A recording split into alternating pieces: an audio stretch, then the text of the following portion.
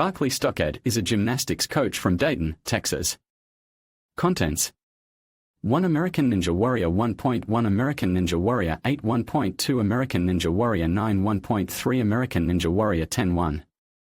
For American Ninja Warrior 11 1.5 American Ninja Warrior 13 1.6 American Ninja Warrior 14 American Ninja Warrior, American Ninja Warrior 8. She first competed in American Ninja Warrior 8 in Oklahoma City. Her run was cut, but like many other competitors that night, she failed the log runner.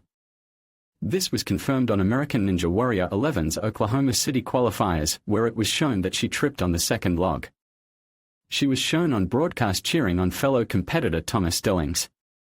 American Ninja Warrior 9. In her second appearance, Barclay competed in the San Antonio qualifiers on American Ninja Warrior 9. In qualifying, she winded up failing the last transition on the pipe fitter, but she had the top spot in the women's top 5 plus she grabbed the final spot in the top 30. In the city finals, Barclay got her revenge on the pipe fitter and became the shortest athlete to scale the 14.5 feet warped wall. On the back half of the course, Barclay cleared the salmon ladder, but she winded up failing the hourglass drop after getting landing too far forward on the mini tramp. However, she got dogpiled on the sidelines by her fans, and even though she placed 24th overall, she did get the top spot in the women's top 2 and advanced to the national finals in Las Vegas.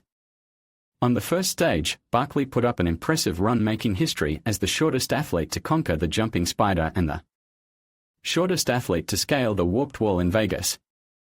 Unfortunately, she timed out on the course just after she cleared the domino pipes.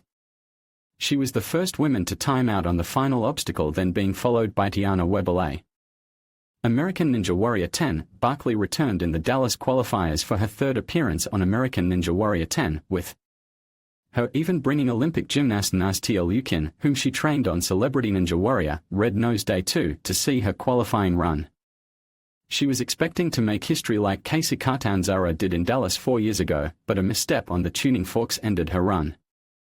After being shown very unhappy in her post-run interview, she still placed third among the women competitors and advanced to the city finals. In the city finals, she got revenge on the fourth obstacle, this time being the broken bridge, and then became the second woman ever to complete Crank It Up after Maggie Thorne. She made it all the way to the nail clipper before falling. Although she placed 17th overall, she guaranteed herself a spot in Las Vegas in the process, placing first in the women's top 2. On stage 1, she had a good pace through the first 4 obstacles and looked in good shape to clear the stage. Unfortunately though, she had a slight stumble on Jeep Run, and while she did recover, she lost all of her momentum and missed the jump to the first stealing wheel and ultimately failed. American Ninja Warrior 11. Barclay returned in Oklahoma City for American Ninja Warrior 11. She was determined to hit a buzzer for the first time in qualifying. Although she fell just short on the 5th obstacle, Coconut Climb, she still placed 29th in the top 30 and 3rd in the women's top 5. She became one of 5 female competitors to reach the 5th obstacle that night. In the city finals, she was the final woman to run.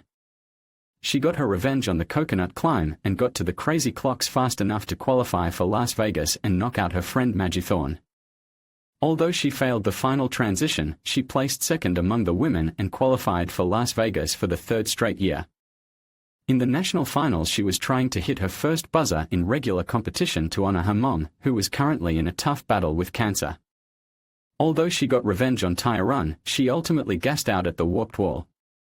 American Ninja Warrior 13. After missing the previous season due to the tragic passing of her mom, Barclay returned to compete in the first qualifying episode of American Ninja Warrior 13. She was clearly still emotional, as she was shown holding back tears at the start line. After missing the trolley bar on overpass, she managed to make the 9-foot latch to the bar, but unfortunately she popped the bar out of its cradle, which shook off her grip and she ended up falling there. This marked her first time since ANW 8 that she didn't qualify for Las Vegas, let alone the city finals. American Ninja Warrior 14. Barclay returned for her 5th season in the 4th qualifying episode. She looked a lot more healthy compared to how she looked in the previous season. She was also a lot happier compared to last year, as she had revealed that she was bisexual and now engaged to T. Jackson. As such, she put up a strong run. She ended up falling on final frontier, making it the third time that she failed on the fifth obstacle during qualifying. Fortunately, she once again moved by placing 28th overall. In fact, she was one of 7 women that episode who moved on to the semifinals. She later returned to compete in the fourth and final semifinals episode. There, she once again failed the fifth obstacle, going out on the last transition of kaleidoscope. Luckily, Barclay's performance was fast enough to earn her third place among the women, advancing her to the national finals. For the first time in 3 years. In the national finals, she was shown in a fast forward for the first time, but her full run was shown as she shockingly failed on the first obstacle of stage 1, slide surfer, after going off course on the landing pad, thus ending her comeback season. She was shown to be extremely disappointed with her result, and was even seen walking off the set alone after her run.